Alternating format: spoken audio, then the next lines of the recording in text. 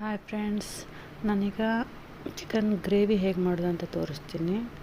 ಅದಕ್ಕೆ ಮೊದಲು ಒಂದು ಬಾಣಲೆಯಲ್ಲಿ ಎಣ್ಣೆ ತಗೊಂಡು ಅದಕ್ಕೆ ಎಲ್ಲ ಗರಂ ಮಸಾಲ ಎಲ್ಲ ಸೇರಿಸಿ, ಚಕ್ಕೆ, ಲವಂಗ ಮತ್ತು ಏಲಕ್ಕಿ, ಸ್ಟಾರು ಹಾಕಿ ಆದಮೇಲೆ ನಂತರ ಆನಿಯನ್ ಹಾಕಿ ಫ್ರೈ ಮಾಡಬೇಕು. 2 ಆನಿಯನ್ ತೊಗೊಂಡಿದ್ದೀನಿ. ಇದು ಮಸಾಲ ಪೇಸ್ಟ್ ಮಾಡಲಿಕ್ಕೆ ನಾವು ರೆಡಿ ಮಾಡ್ತಿರೋದು. ಇದಕ್ಕೆ ಮತ್ತು ಬೆಳ್ಳುಳ್ಳಿ ಸ್ವಲ್ಪ, ಒಂದು ಬೆಳ್ಳುಳ್ಳಿ ಫುಲ್ಲು ಹಾಕಿ ಸ್ವಲ್ಪ ಫ್ರೈ ಮಾಡಿ, ನೆಕ್ಸ್ಟ್ ಕರಿಬೇವು ಸೊಪ್ಪು ಒಂದು 3-4 ಎಲೆ ಫುಲ್ಲು ಕರಿಬೇವು ಸೊಪ್ಪು ಹಾಕಿ ಸ್ವಲ್ಪ ಫ್ರೈ ಮಾಡಿ, ಸ್ವಲ್ಪ ಫ್ರೈ ಆಗಲಿ, ಆನಿಯನ್ ಸ್ವಲ್ಪ ಬ್ರೌನ್ ಕಲರ್ ಬರಲಿ. ನೆಕ್ಸ್ಟು ಅರಿಶಿನ ಪುಡಿ ಸ್ವಲ್ಪ ಹಾಕಿ, ನಂತರ ತೆಂಗಿನಕಾಯಿ ತುರಿಯನ್ನು ಹಾಕಿ ಚೆನ್ನಾಗಿ ಫ್ರೈ ಮಾಡಿ, ತೆಂಗಿನಕಾಯಿ ಯೆಲ್ಲೋ ಕಲರ್ ಬರೋವರೆಗೂ ಸಹ ಫ್ರೈ ಮಾಡಿ, ಲೋ ಫ್ಲೇಮಲ್ಲಿಟ್ಟು ಫ್ರೈ ಮಾಡಿ. ನೋಡಿ, ಹೀಗೆ ಬರಬೇಕು ಅದು. ಅಷ್ಟು ಫ್ರೈ ಆದ ನಂತರ ಅದಕ್ಕೆ chicken masala powder 3 to 4 spoon ಹಾಕಿ ಇದನ್ನು ಸಹ ಫ್ರೈ ಮಾಡಬೇಕು. ನೀವು ಚೆನ್ನಾಗಿ ಲೋ ಫ್ಲೇಮಲ್ಲಿ ಒಂದು ಫ್ರೈ ಮಾಡಿ, ಈ ಥರ ಫ್ರೈ ಮಾಡ್ತಾಯಿರಿ ಲೋ ಫ್ಲೇಮಲ್ಲಿ. ನೆಕ್ಸ್ಟ್ ಸ್ವಲ್ಪ ಗೋಡಂಬಿಯನ್ನು ಸೇರಿಸಿ, ಒಂದು 10-15 ಗೋಡಂಬಿ ಸೇರಿಸಿ, ಇದರಿಂದ ಸ್ವಲ್ಪ ಗ್ರೇವಿ ತಿಕ್ಕಾಗಿ ಬರುತ್ತೆ. ನಿಮಗೆ ಮಿಕ್ಸಿ ಜಾರಲ್ಲಿ ಹಾಕಿ ಪೇಸ್ಟ್ ಮಾಡಿ,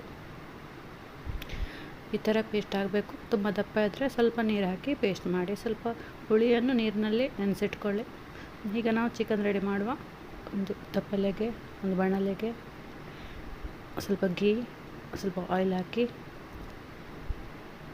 ನೆಕ್ಸ್ಟು ಗರಂ ಮಸಾಲ ಸೇರಿಸಿ, ಚಕ್ಕೆ, ಲವಂಗ, ಏಲಕ್ಕಿ ಎಲ್ಲ, ಮತ್ತು ಬೆಳ್ಳುಳ್ಳಿ ಹಾಕಿ, ಸ್ವಲ್ಪ ಬೆಳ್ಳುಳ್ಳಿ ಹಾಕಿ, ನಂತರ ನೆಕ್ಸ್ಟ್ ಶುಂಠಿ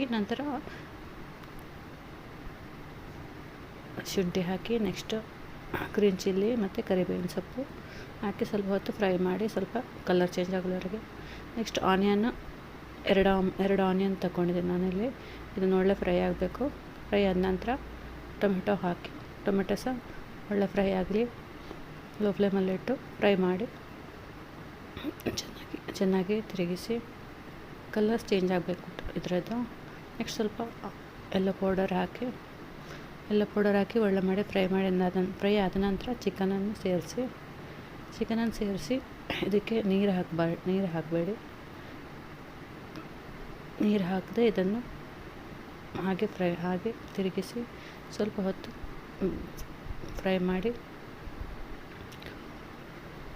ನೆಕ್ಸ್ಟು ಸ್ವಲ್ಪ ಉಪ್ಪು ಸೇರಿಸಿ, 1-1.5 ಸ್ಪೂನ್ ಉಪ್ಪು, ನಿಮಗೆ ರುಚಿಗೆ ತಕ್ಕಷ್ಟು ಉಪ್ಪು ಸೇರಿಸಿ, ಎಷ್ಟು ಬೇಕಂತ ನೋಡಿ ಸೇರಿಸಿ, ನಂತರ ಅದಕ್ಕೆ ನೀವು ತೆಗೆದಿಟ್ಟ ಹುಳಿಯ ರಸವನ್ನು ಹಾಕಬೇಕು. ನೆಕ್ಸ್ಟು ನೀವು ಮಾಡಿದ ಮಸಾಲೆಯನ್ನು ಇದಕ್ಕೆ ಬೇಯ್ದ ನಂತರ ಇದನ್ನು ಮಸಾಲೆಯನ್ನು ಸೇರಿಸಿ ಚೆನ್ನಾಗಿ ತಿರುಗಿಸಿ, ಸ್ವಲ್ಪ ಒಂದು 10-20 ಮಿನಿಟ್ಸ್ ಅಷ್ಟು ಕುದಿಯಲು ಬಿಡಿ. ಇದು ತುಂಬ ಟೇಸ್ಟಾಗಿರುತ್ತೆ ಫ್ರೆಂಡ್ಸ್, ನೀವು ಒಂದ್ಸಲ ಮಾಡಿ ನೋಡಿ.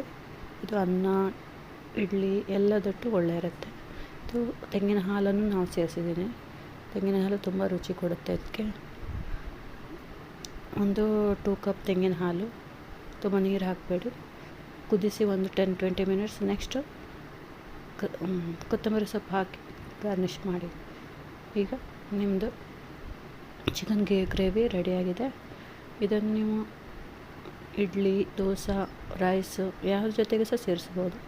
ತುಂಬಾ ಟೇಸ್ಟಿಯಾಗಿರುತ್ತೆ. ಒಂದ್ಸಲ ಟ್ರೈ ಮಾಡಿ ನೋಡಿ. Thank you.